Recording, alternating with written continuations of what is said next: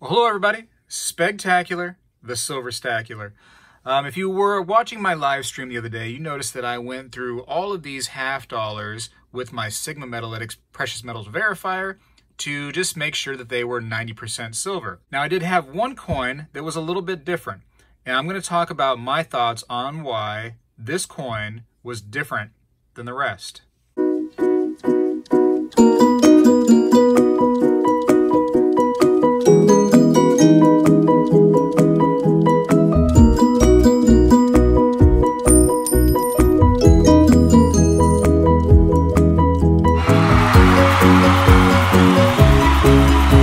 I'm going to show you another coin too, out of random from the stack. We'll get one right over here and put it onto the sensor. And you'll notice it's right smack dab in the middle, which means that it is registering as 90% silver.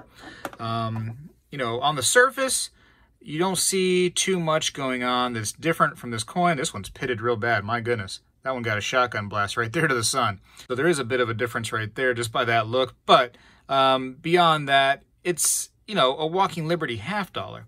So every single half dollar was testing the same way inside the brackets. They were testing good, except for this little guy right here, which was testing off to the left-hand side.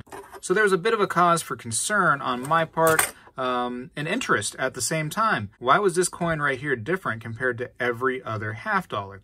Well, I decided to first use my eyes and look at the coin, and I noticed something immediately once I really took a good glance over it.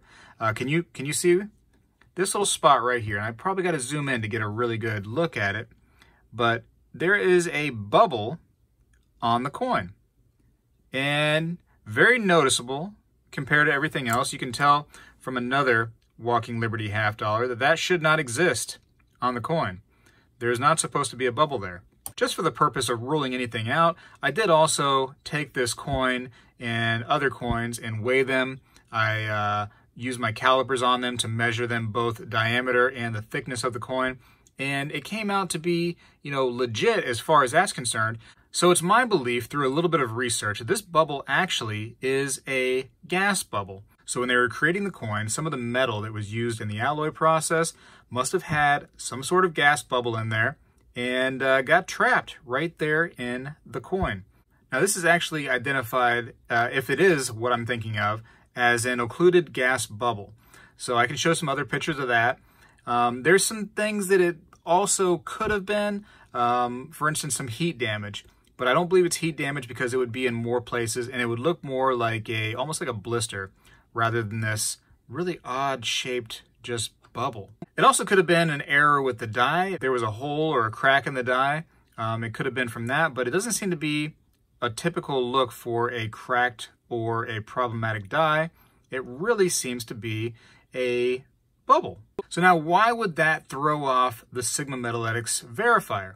Well, if the alloyed metal ends up kind of almost blowing up because of that bubble or getting pushed around, I mean, maybe that could cause some of that metal to not really be 90% in all the coin. In fact, when I went to go test it again, and I kept it straight on the machine, right in the middle, it would read off to the left. But when I started moving it around all over the place, different areas would read differently. So some would be actually on the 90% and some would go back off to the left-hand side. Really interesting. This little bubble right here is causing so much problems with the coin. I mean, after all, it is a very common date, 1939, walking Liberty half dollar. But I find it interesting. I do believe I have an error coin here. One day I might actually send this off to get graded, and you know, not for the purpose of because it's a beautiful coin, which it really is kind of worn down. It's even scratched up. It's probably been cleaned in its lifetime. But just to identify that it is an error coin, to me, as a collector, finding an error coin is kind of neat.